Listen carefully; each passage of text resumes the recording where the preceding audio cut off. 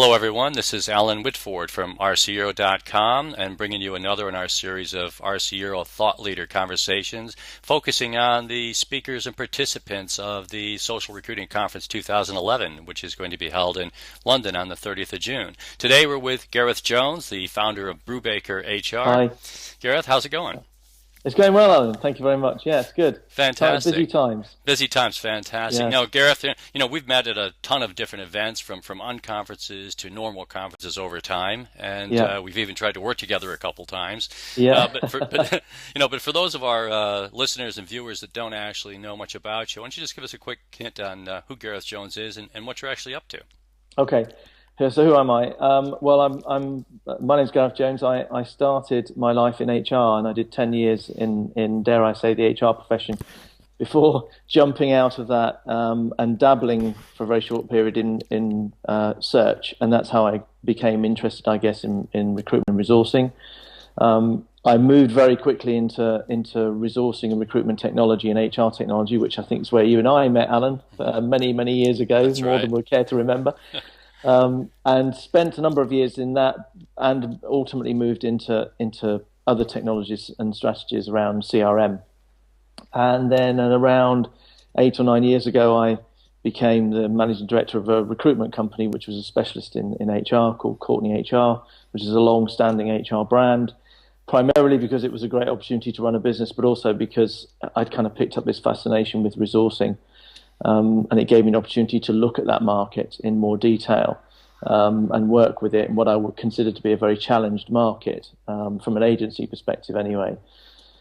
And I worked with that business. We were looking to sell, so after 3 years we were acquired by a larger organisation called Stopgap, and I spent another 3 or 4 years there up until the end of last year, working with the recruitment business, still running that, the HR business, but taking on the mantle of marketing and technology for the overall group. So promoting the brand, using technologies, using social media and other ways of trying to innovate and change the business and represent ourselves, as well as looking after the technology infrastructure that we used as a resourcing business. And I left there at the end of last year to do now my own thing, more by accident than design, but this is how these things happen, I guess.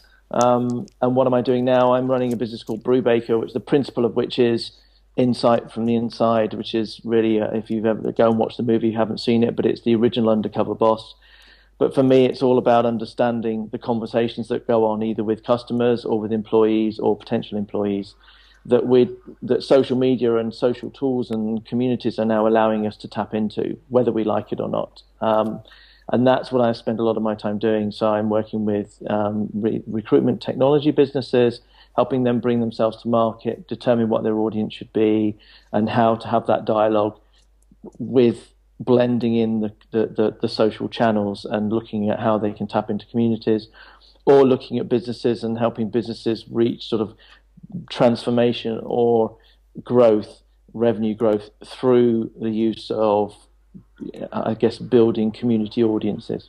So a lot of my work just seems by default, that I've had an interest in it for a while, is around the whole bringing together communities and blurring the lines between customers and employees and potential employees. And that's what I'm doing now. Right. So, and you're sleeping, a couple hours a day? Yeah, that's right. Never goes out your head. No, that's right. Yeah. But what I think is interesting, and why we're excited to have you at SRCONF, is because you really do bring that blend of having been in all parts of the chain. Having been within HR, having been external recruiting, having done the marketing piece, and actually, being quite active in social the last couple of years, even into, running on conferences with John with the Connecting HR scenario. So I think it brings a nice little mix to our conference, because obviously we're going to have you in the sort of panel group with Julie Cochran from Capita and Wolfgang Brickfeder, who's coming over from Germany, who, like yourself, a couple of years ago went independent, started his own consulting business after many years of being in the corporate world with Philips and SAP. So I think it's going to be quite an interesting day. What sort of things are you looking forward to at the event? I'm kind of really interested in what people are saying about the future of resourcing. given all the dynamics that are going on at the moment. I mean, recruitment is alive and well. We know that, and it's always going to be an activity that will happen. You know, people are always going to move from job to job, possibly more so in the future, and organisations are always going to be wanting to hire. Where it's broken, in my mind, is the supply chain. We have this sort of legacy structure of, you know, recruitment agencies, headhunters, independents, technology wrapped into that, ATS systems, job boards, etc. And in fact, I've written a post this morning about talent communities and about I think there's a myth around that, but the whole system has been developed around a very reactive approach. So you know, what we're trying to do, what Web 1 has done for us really is put us in a position where we've worked very hard to attract people back to our domain. Job posting, putting job ads up, and we've become a generation of recruiters, I think, that are very reactive. We're rejection consultants, not recruitment consultants, as well pointed out by James in his blog that came from our ConnectingHR conference. And we've lost this ability to source, I think. And in fact, when you and I crossed paths very first in the late 90s, you know, you will remember the Virtual Village organization very well.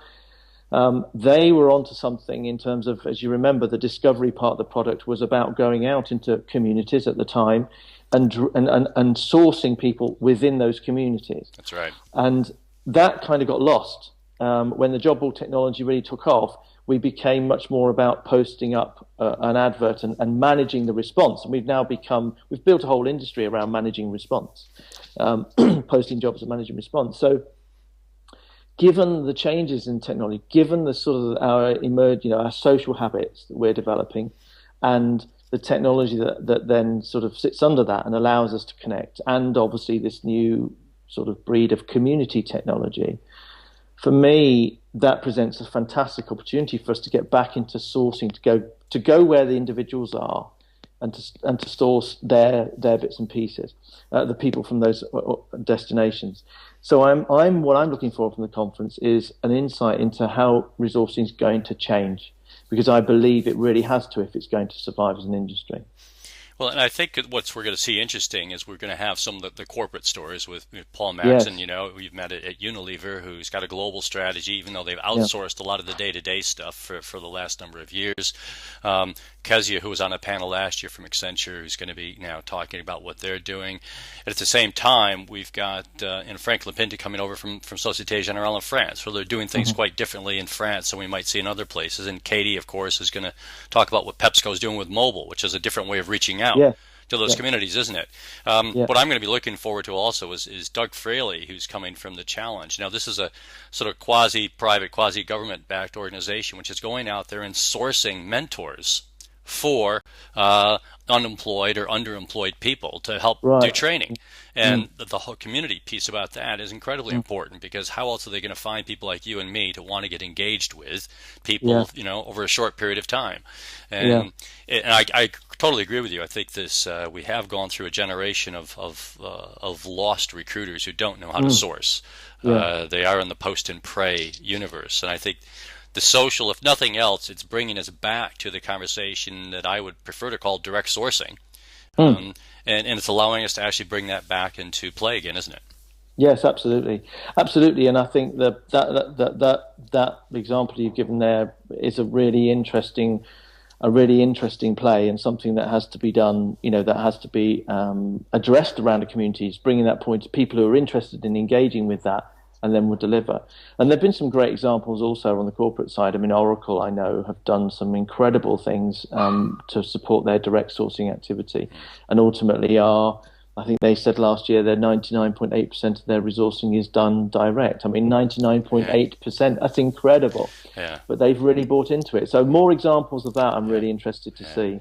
And what's interesting to me about Oracle is back, you know, in the pre-Virtual Village days, I mean, Vance Kearney at Oracle had bought an ATS. I was selling a different one. He bought one. He rebuilt it completely. They had every Oracle person in their database, you know, at the end of the 90s. And at that time, though, because of job boards, his recruiters didn't use the database. Yes. They still were using the job boards. Yes. So I look at this and go, okay, 10 years on, Vance's dream is finally true. Come to yes, that's right. Yeah. It's the epiphany moment for Vance. Hey, I told you so. yeah, finally, I was there. But I think you're right. I think we're looking forward to those conversations, both with the delegates, obviously, as well as with people like yourself that are on the panels and contributing. So we're looking forward to a fun day.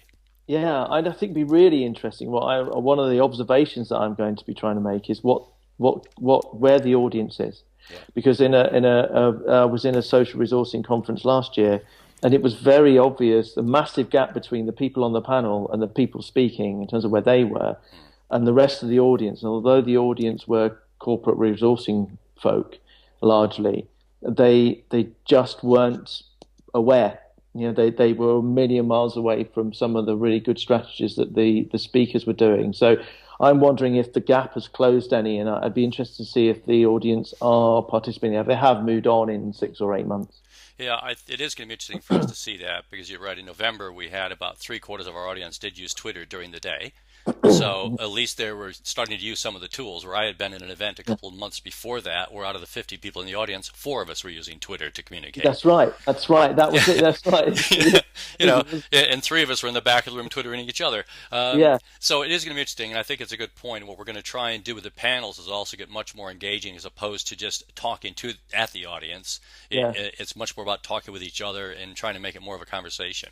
So hopefully that's what we're going to achieve. Gareth, I'm afraid we're running to the end of our time for this particular moment. As I said earlier, you and I could probably talk for a couple hours on this stuff at least. Right? What's the best way for people to find you? Check. You can get me on Twitter, Garelaos, which is Garelaos, or check me out on the website, www.BrubakerHR.com, or look up my blog. That's an easy way to get me, which is www.garethjones.me. GarethJones.me. Hey, it does what it says on the tin, right? That's exactly it, Alan. Great, Gareth. I'm looking forward to seeing you in a couple of weeks in London, and thanks very much for spending time with us today. Okay, no problem. See you then. Thanks. Cheers, Alan. Bye.